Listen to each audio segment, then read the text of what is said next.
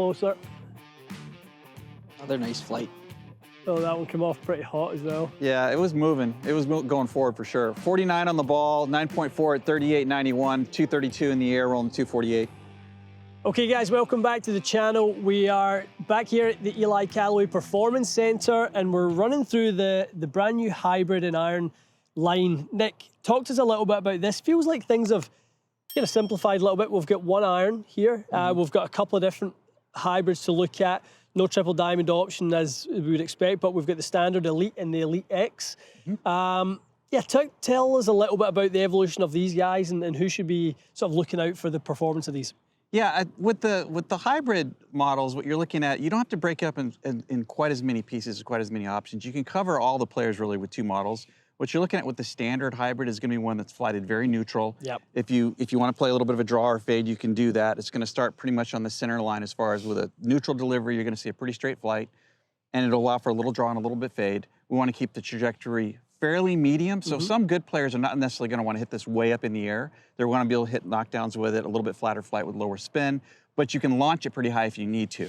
But this is not a club that's going to be considered like a club that's going to help cover up mishits. Yeah. So that's where the X model comes in, and the X model is really going to be the one where it's going to help people get the ball in the air. It's going to have a little bit of draw in it. It's not going to have a lot of draw in it, just a little bit, because you can't take a hybrid and really put a ton of draw bias in it. So it's relatively neutral favoring draw. It's going to be easier to launch higher. It's still going to have a fairly low spin rate because you want it to go pretty straight, right? So you don't necessarily want a lot of backspin on it. But as far as staying away from the shot that leaks off to the right and getting up in the air easily, that's where that one's going to be more focused. Cool. And we've got the brand new iron here, the Elyte Iron. To me, I think we were kind of commenting off camera. It reminds me a little bit of an iron in the past from Callaway, the Epic Forged, just the badging and the nice kind of simple silvers. The colors are very, very understated in this one, but very classy at the same time. The idea is to make this golf club look clean, still look like a golf club, have relatively traditional lines, but if you look at the mass properties, the way we've put these materials together, where we put the center of gravity, it's a much easier iron to hit than irons in the past. And it's not, I wouldn't consider it a super game improvement iron. No, it's for kind of a mid to higher level amateur, not necessarily someone that needs help getting the ball in the air, someone that hits it pretty solid, but wants max distance, max control, good peaking of the trajectories through the set. They're gonna love this iron, and it feels great too. It really, really does. How would you kind of frame this one relative to the Apex line? Because obviously being sort of the flagship line of irons for Callaway and being super proud of, AI 200 and 300 having just came out.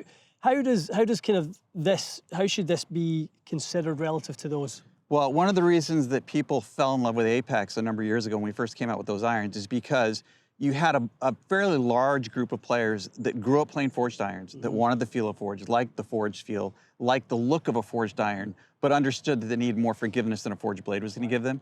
So the Apex has some tech, but it has that soft feel that you get that was very reminiscent of the way a forged golf club feels when you strike it solid. Those are typically going to be mid to low level handicap players. Now we added the AI 300, the Apex line, to give some higher handicap recreational players that really still liked forged an ability to hit that Apex iron. But if you're looking for max performance as far as trajectory, the way the ball peaks, very low curve, going a long way, getting distance out of the iron, this is really where you're going to want to go. But if you looked at the typical player is going to be for this iron is going to be a slightly higher handicapper than the Apex player. Love it, love it. Okay, well let's hit a few. Why don't we start with the irons? We'll hit a few of those, and then we'll work into some hybrids. Cool, awesome.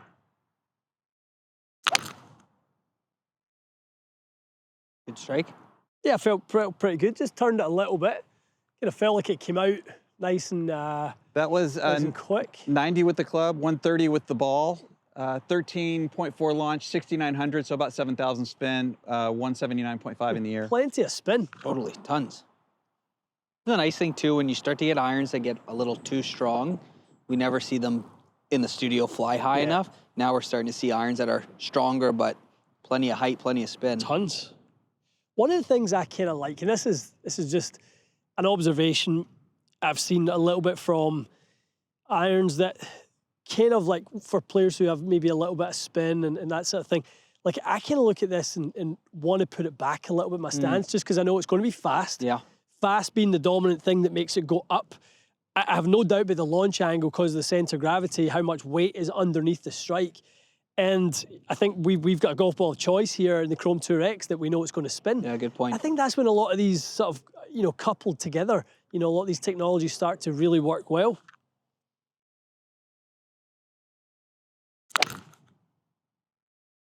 Left that a touch out, but that's got to have tons of spin on it, Nick, there. That one had one bad, 64, 65. 64, okay. Yep. 15, launch angle went up a little bit. Yeah. It struck a little higher in the head, right? Yes, it definitely felt like it was struck well.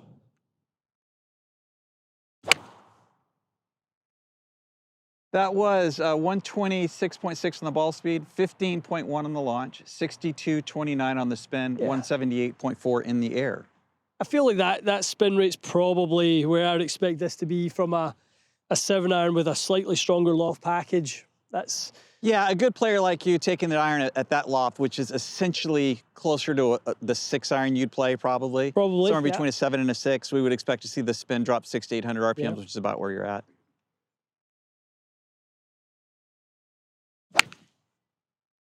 That higher in the blade.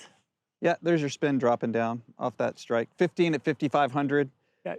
Went a long way, 187. And that's the thing, like, for a player that's using this type of club, everything's about forward. Less about, backing it up or that type of thing. It's the safest place to have a picnic is on the back edge of the green when you're watching amateurs come through. Yes. So if you get a shot like that, which comes a little higher off the head, it knuckles a little bit, and it goes 5 yards farther for your typical recreational golfer, that's probably putting him deeper into the green and better, right? It's only the pros you're going to get a little bit picky about the ball carrying 5 or 6 yards farther.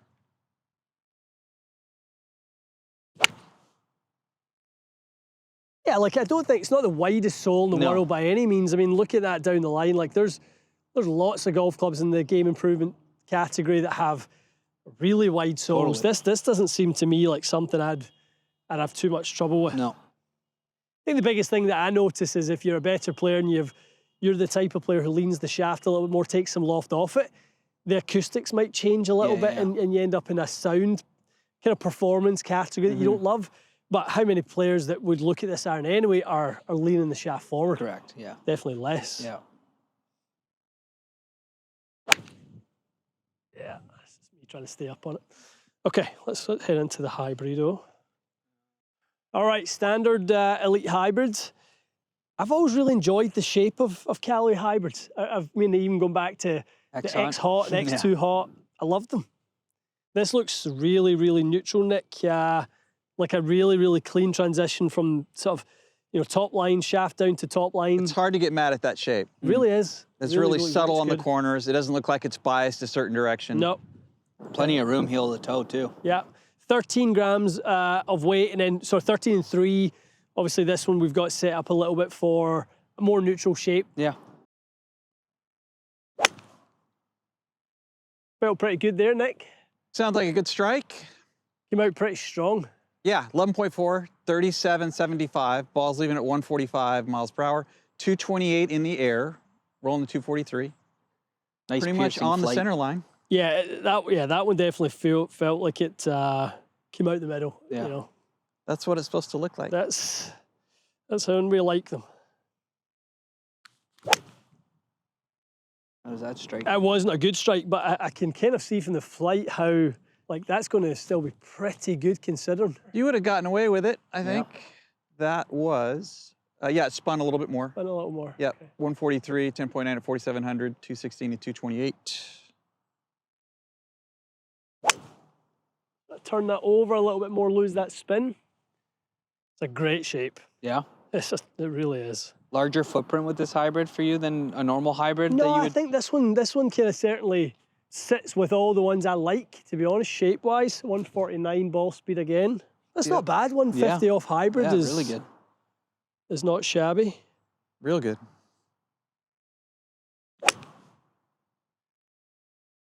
I'll tell you, for woods-wise, from Callaway, the acoustics on them are so good. Sounds so nice. I felt like the best of the bunch. Yeah, it looked really nice. Sounded really good. Right on the center line, trajectory looked like it was through a nice window. 11 at 4,300, 43.17, 148 with the ball, 228 in the air, rolling the 240. Excellent. Good numbers. Excellent. Definitely. I tell you what, I when I started to really enjoy that there, actually, when I started to almost treat it more like an iron, like, I probably wouldn't consciously be thinking divot, But, you know, with that one, like I feel like I'm invited to sort of get down and get after it, Take which some felt turf. quite nice. Yeah, good. All right, the X model, Mikey, Elyte X. 13 grams in the heel with that one. Okay, so we'll treat this one as probably it's intended as a bit more of that draw model. Not that big though. No, I mean, I just put this down. I went, wow, they almost look identical. Yeah, Nick, tell us a little bit about this one, the separation between the two. Yeah, when you get more efficient at moving the weight around, you can disguise some of the magic you put inside the club with the mass properties and getting the you can get the MOI really high, and you can put the center of gravity where you want it, and you don't have to inflate the shape necessarily a lot, just because of how good we are at managing the weight inside of the club head. That's huge. So we can make it still look pretty subtle, make it look like a nice golf club, but still a high handicapper is going to go out there and get the results they want. Cool. Wow, totally different sound. A little more spin that time. Okay. 9 at 5,300, 213, 145 with the ball.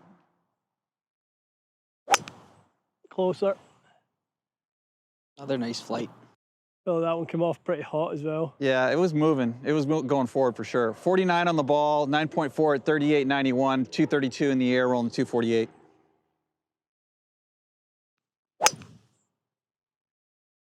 That sounded center punch. Yeah, it was. I think I really enjoyed that flighted one I hit a couple of shots ago. That Yeah, you know, that bullet you hit a minute ago. Yeah, I love that bullet. I mean, it's great to see the ball speed so high, Nick. And I mean, I think a big focus, whether it be hybrids or fairways, which we'll get into, the low strike, where a lot of players will live if they're kind of playing these clubs off of, you know, firm, especially firm conditions. How have you guys managed to retain so much speed out of a bit of a low strike? Yeah, the challenge is it's not only the speed, it's getting the ball to leave fast, but also getting the ball to launch in the air but not spin too much. Because usually if you scull it, and even at the tour level, when you're hitting low lofty fairways off the ground, you're going to see strikes low on the face quite a bit, because that's the better alternative than fatting the thing, right? They're not going to drop kick it, they're going to catch it a groove low. That's the safe miss. And so across the spectrum, and then with amateurs, you're going to struggle even more because they're trying to hit up at balls that are sitting on the ground. So you have a lot of low strikes you're having to deal with. And the idea is to use the AI to not only make the face more flexible down there, to make to return a higher value with the ball speed, but also to pitch the launch angle up, but not get the rotation of the ball. And all that comes from the AI, but also figuring out a way to get the weight forward, but not concentrated forward so that you lose a bunch of MOI. So that's one of the things that is so great about Elyte, is that in the past, okay, move CG front leading edge, drop the spin, okay, the MOI has gone down, you better pure the thing every time. It's like you've lost some of the forgiveness of the club. So how do we drop the spin, keep the MOI high? Well, Elyte does that really, really well all throughout the entire, with every club in that line. And the hybrid is no different. You can hit a little low in the face, you get a healthy launch angle, the spin stays reasonable, and the ball speed's still high. So we've really succeeded on all three fronts with these designs. It definitely feels that way.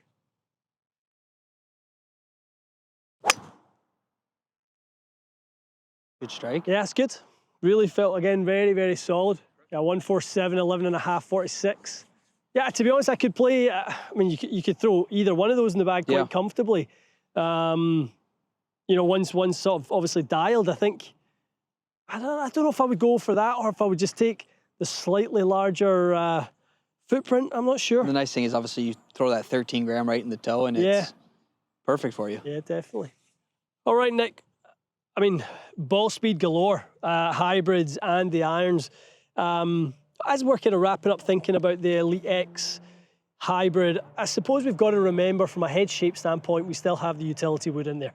Sure. So if you really want that kind of larger footprint, you know, the kind of more generous sort of shape that maybe we used to see from something like a super hybrid in the past, that kind of sits in that window now of that, you know, sort of the middleman between the hybrid and the fairway wood, right? So, you know, yeah, maybe that's why, again, as I think of it, why this isn't as big as I remember it being in the past, but really good. Yeah, impressive, very, very impressive. Yeah, we tried to, like, and I said, just like I said earlier, it's hard to get mad at that shape. So we tried to make it real neutral, real subtle in the corners.